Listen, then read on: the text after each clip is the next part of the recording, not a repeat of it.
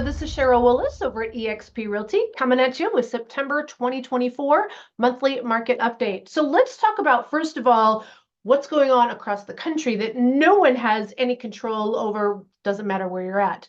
We have interest rates are a conversation. We have new rules that we're still trying to get adjusted to with the DOJ settlement. And then we also have, of course, the big election coming up. And we're on the verge, or let's just say on the edge of, are we going to have a recession or not? So there's a lot of stuff going on, and how it affects each market is very different. So let me first remind you that the greater Phoenix area has 3 different markets. I am going to talk to you about what's going on from the buyer side and the seller side, but we have luxury, we have retirement, 55 plus communities, and then we also have what I call Gen Pop.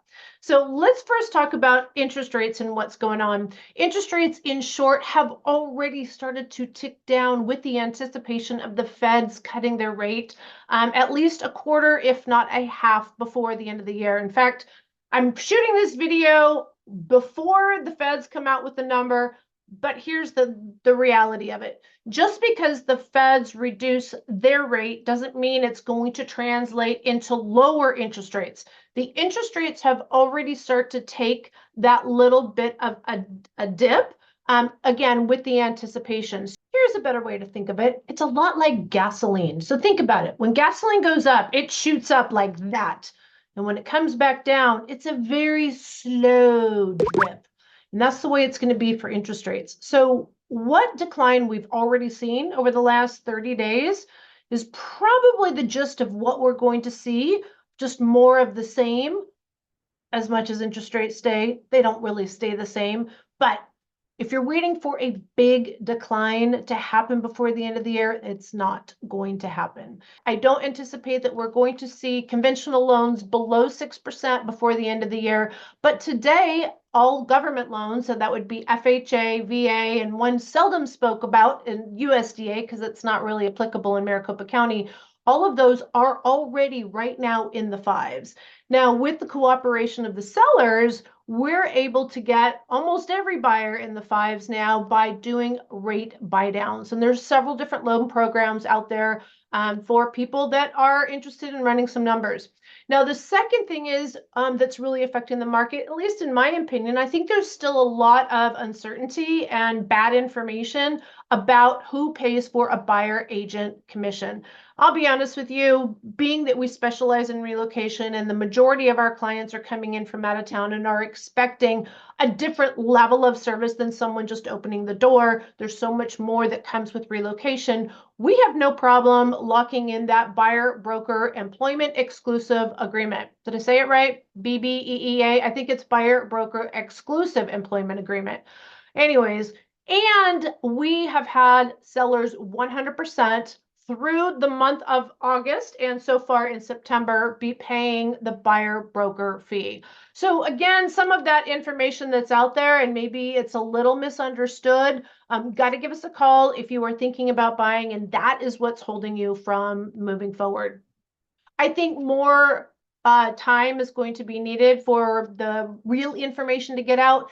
And I anticipate we're going to see more changes on that within the next 6 to 12 months, because although I understand where the DOJ was trying to get, the rules that they put into place don't necessarily get us from point A to point B effectively. And there are some parties that are being hurt, like the veterans, the VA loans, always been very misunderstood, and it's just a little bit more challenging today. So you just got to give us a call.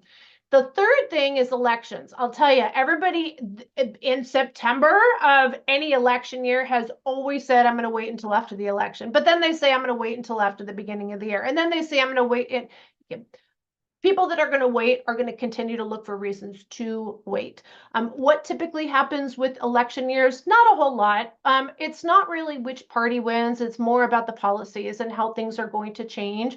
So I think that you're going to see this affect more the luxury market with a lot of corporate returns and market, depending on how the market is doing and things like that. So I think that there's other ancillary reasons why the election per se might influence buyer activity. Like I said, more so in the luxury market.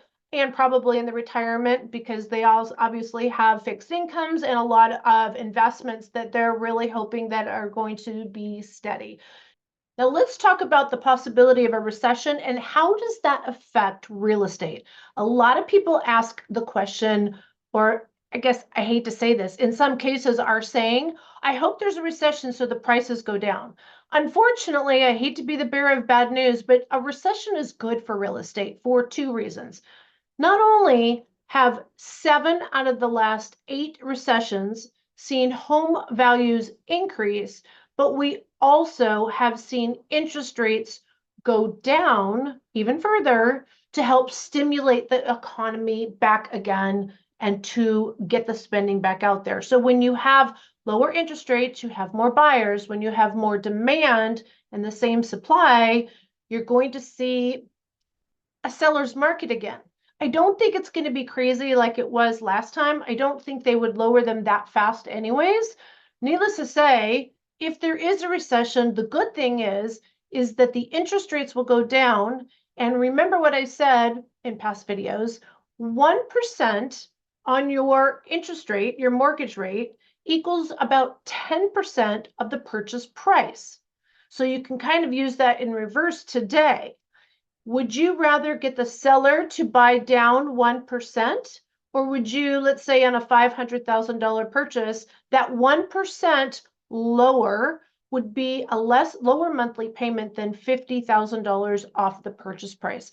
It's really a numbers game, guys. And this is why I say it's all about the deal and not the house right now. There's some good deals out there. A lot of super cooperative sellers, and the builders are insane with their incentives. And if you're okay with living further out, some of the incentives are really hard to pass up. If you're thinking about buying new construction, though, you got to give us a call. There are a lot of other hidden fees that we want to make sure we speak with you about. And most realtors, because they don't specialize in this, don't know. All right, so what's going on in the market with all these variables? And I'll tell you, in short, it's a lot of just the same over the last 2 years. Let's break it down in all the different areas. Let's talk about, first of all, average days on the market versus median days on the market, okay? So again, in Arizona, I think everywhere in the country, people are so used to putting a home on the market on Thursday, having multiple offers by Sunday, and being under contract by Monday. And then when they hear the new, things have slowed down a little bit, they're thinking, well, it might take an extra week or two. Not in the Phoenix market. And I'll tell you, the majority of our clients are buyers from other markets. So they're relocating here from another state. And so we do have a lot of contacts outside of the Phoenix area. And I'm telling you, it's pretty much the same. There are a few markets that are just hot and heavy, and they always will be, just because of really big housing shortage and obviously a higher demand area. I'm talking about like Southern California, San Jose, even parts of Seattle, but I'm talking like Seattle proper. So again, this is pretty consistent nationally, but here's the drill down for Phoenix. The median days on the market is 52. The average is higher. I know you're probably like, what? Which one do we go by? I honestly, again, because it's seasonal at this point, I would be going more towards the average days. This is typically a slower time of the year. September is always super boring. We don't have the snowbirds here yet. Kids are back to school. We always September is just really a boring time. It is very normal to see the days on the market increase, but if you'll notice over the last 2 years, it's been pretty consistent. I mean, give or take maybe 10 or 15 days, but it's been pretty consistent. So we haven't seen any dramatic changes. If you look at, this is what a lot of people talk about, is they talk about the crazy amount of new listings. It's going to crash the market. Well, if we look at our new listings again here too, it's very seasonal. And you can see how like this is the last month where it's going to be kind of high. New listings will start to come down. There might be a little bump in October, but in November it's lower and December it's lower. We see that every single year. And then when you look at the quantity of new listings at this time of the year, over the last 2 years, it is the same. So again, listening to all these YouTubers, oh, the listings are just going crazy. Well, first of all, third a third of our market is new construction, whereas more than 2 years ago, it wasn't even in our MLS. So if you take out that new construction, we are really short on supply.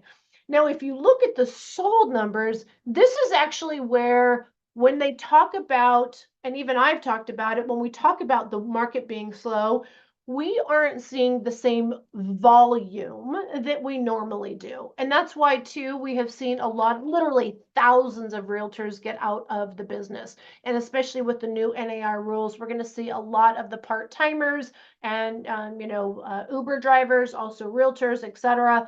We're going to see more and more agents drop out of the business because there's less business to go around until things change a little, meaning interest rates go down. So the sales, though, really, I mean, they are the lowest that we have seen literally in probably a decade.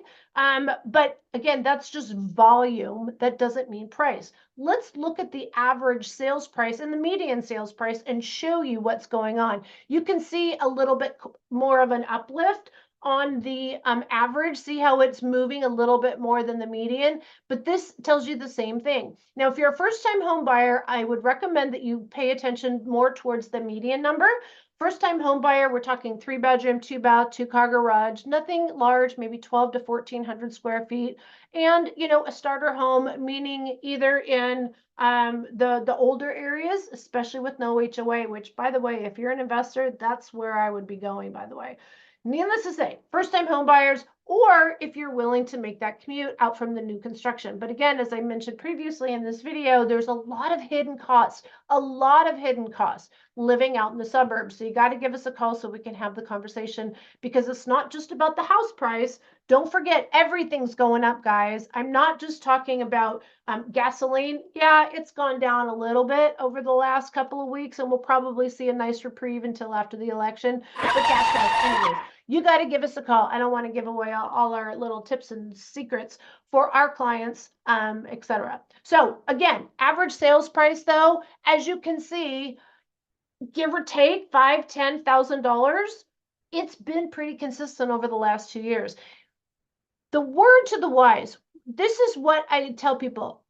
You don't buy a home to build quick wealth. What we saw from 2020 to 2022 was an anomaly. It was, again, it was a very rare time where a lot of people made a lot of equity, and those people have equity in the homes today.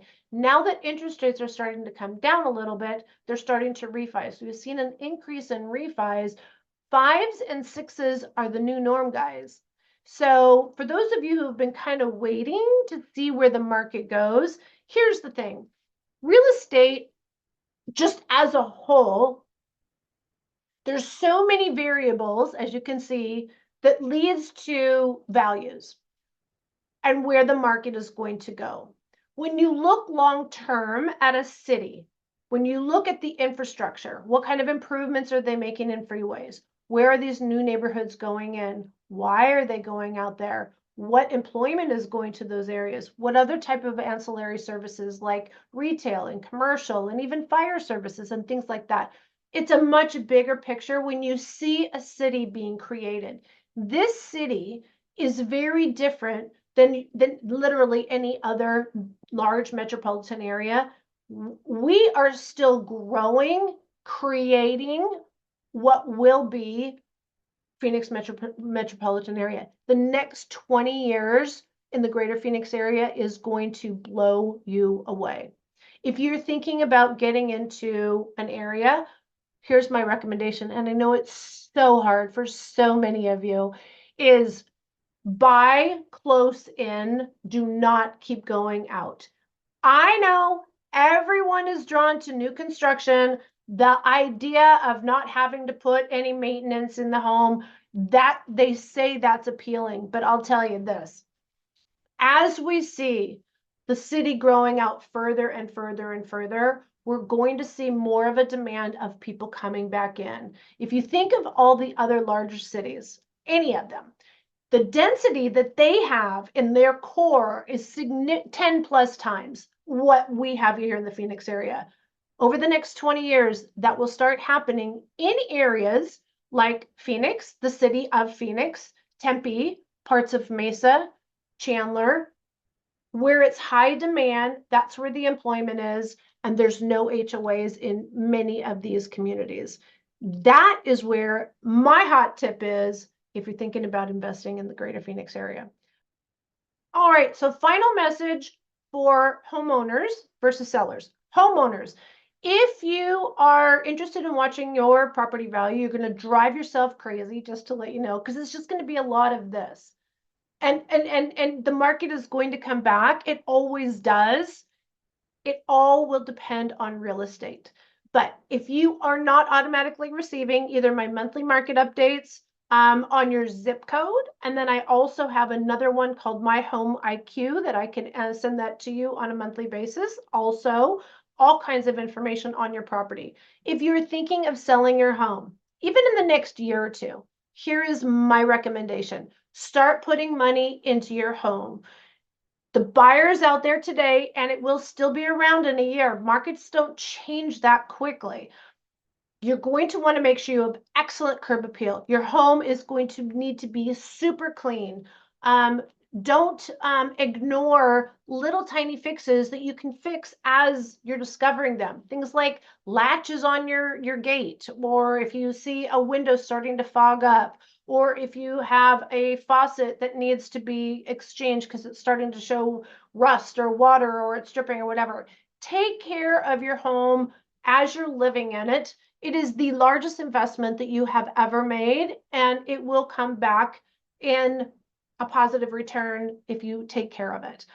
Buyers, if you are thinking about buying a home and you're waiting for the fives, I highly recommend, if you have not spoke with us and our preferred lender recently, please reach out. We would love to have a one-on-one call with you so that we can just talk numbers and let you know what what loans and programs are out there. There's even a down payment assistance program for first-time home buyers, and they will come up with 3% down up to $15,000 for you. And then we can get sellers to also pay for your closing costs. There has never been a better time for buyers, other than way back in the day, and that's all we can say, right? The best time to buy real estate is always 5 years ago. So let's just talk about today and what the future might be. And I'm telling you, it's only going to get better. Well, it depends on if you're talking from a seller or buyer perspective. It's only going to go up in value if you wait for interest rates to come down. If you're thinking about buying or selling, give us a call, shoot us a text, send us an email. These nights or weekends, we got your back when moving to Phoenix, Arizona. We can't wait to hear from you. I hope to hear y'all soon.